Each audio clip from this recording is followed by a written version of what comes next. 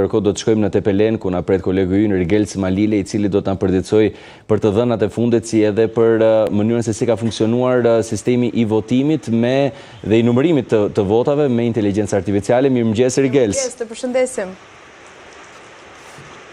Mirëmëngjes. Në fakt, Tepelena ka patur, ashtu siç ju theksua, të risinë e numërimit të votave me anë ose me ndihmën e inteligjencës artificiale, por që kjo më tepër ka shkaktuar vonesa në numërim, se sa ka dhënë rezultatin e pritshëm që ndoshta të kishim një rezultat më të shpejt. Kjo për shkak se procedura e zgjedhur për të numëruar votat dhe pastaj për të përcjellur rezultatin ishte ndoshta më zgjatur për secilën flet votimi, duke qenë se duhej të kthehej në një kohë të caktuar nga të dyja anët fleta e votimit dhe pastaj për të përmendur edhe emri i kandidatit që ishte zgjedhur, dhe kjo solli një jo vetëm konfuzion në sallë, por edhe një vonesë të dukshme, pasi duheshin 5 deri në 6 sekonda për çdo flet votimi, në mënyrë që të lexohej nga ana e kamerave të instaluara për inteligjencën artificiale, por edhe pastaj nga numëruesi. Gjithsesi ishte thjesht një pilotim i këtij sistemi, por që me sa duket nuk është se ka sjell atë pritshmëritë e duara. Ndërkaq, për sa i përket rezultateve të zgjedhjeve, Tepelena ka patur thuajse të njëjtat pritshmëri dhe ka qenë brenda tyre, duke qenë se kanë marrë pjesë në votim rreth 36% e zgjedhësve, që është një shifër mjaft e mirë për sa i përket pjesëmarrjes, duke parë se çfarë ka ndodhur në të 4 bashkitë e tjera.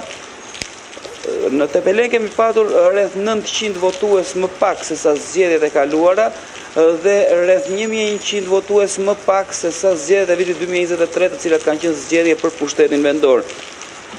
E qartë. Atmosfera përgjatë numërimit ka qenë shumë e qetë, nuk ka patur asnjë përplasje, asnjë lloj pretendimi, dhe kështu ka vazhduar edhe procesi i votimit gjatë gjithë ditës së dieshme. Ne kemi ndjekur hap pas hapi që nga ora 7 e mëngjesit të dieshëm që ka patur një atmosferë shumë të qetë në Tepelen.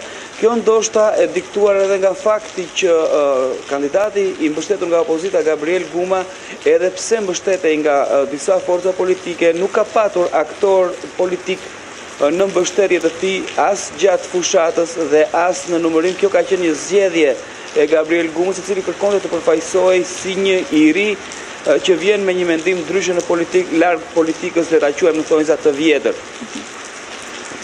Dhe i tillë ka qenë edhe reagimi i tij mbas shpalljes së rezultatit të zgjedhjeve, ku ka theksuar se përtej pritshmërive që ai kishte për veten e tij, ishte në një garë të pabarabartë mes tij dhe Partisë Socialiste, duke qenë se Partia Socialiste sipas Gumës përdori të gjithë arsenalin e saj, duke nisur nga administrata dhe deri tek votuesit më të thjeshtë për të marrë rezultatin që morën në Tepelen.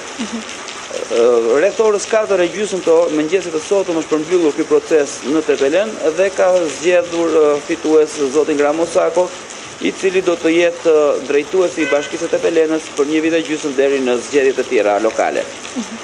Të falenderojmë për këtë raportim dhe për punën e këtyre ditëve. Faleminderit Rigels.